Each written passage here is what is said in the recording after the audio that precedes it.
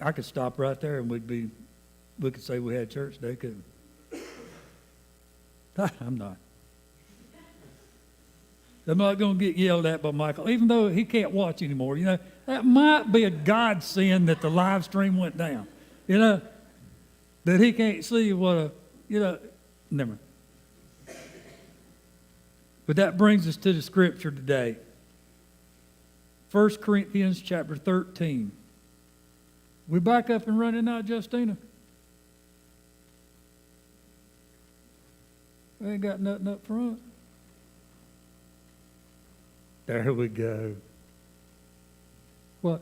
Did the thing come out? Oh, yes, ma'am, it did. I'm sorry.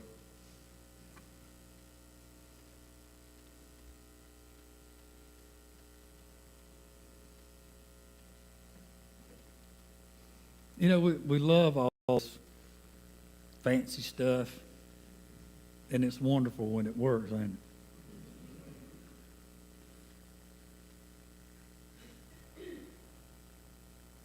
Okay, no dead air today.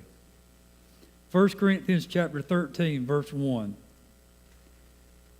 says, if I speak in the tongues of men and of angels, but have not love, I am a noisy gong or a clanging cymbal.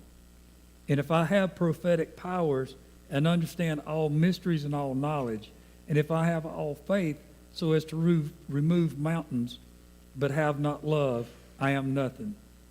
If I give away all I have and I deliver up my body to be burned, but have not love, I gain nothing.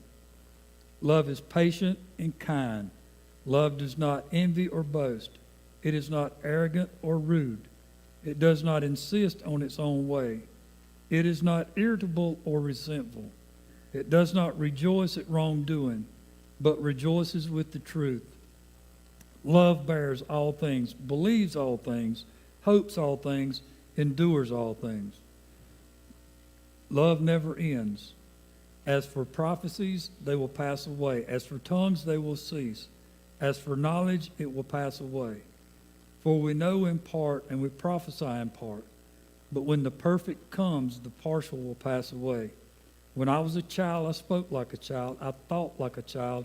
I reasoned like a child. When I became a man, I gave up childish ways. For now we see in a mirror dimly, but then face to face. Now I know in part, then I shall know fully, even as I have been fully known. So now faith, hope, and love abide, these three, but the greatest of these is love. Now when I started putting this together, I was like, okay, this has got love in it. And, you know, there's one person that I trust whenever I'm putting something together, and that's Matthew Henry. So I went to the Matthew Henry commentary online, and I started reading the scripture, and it said, let me go back and find the first verse. It says, if I speak in tongues of men and of angels, but do not have charity. And I said, wait a minute. This ain't the same.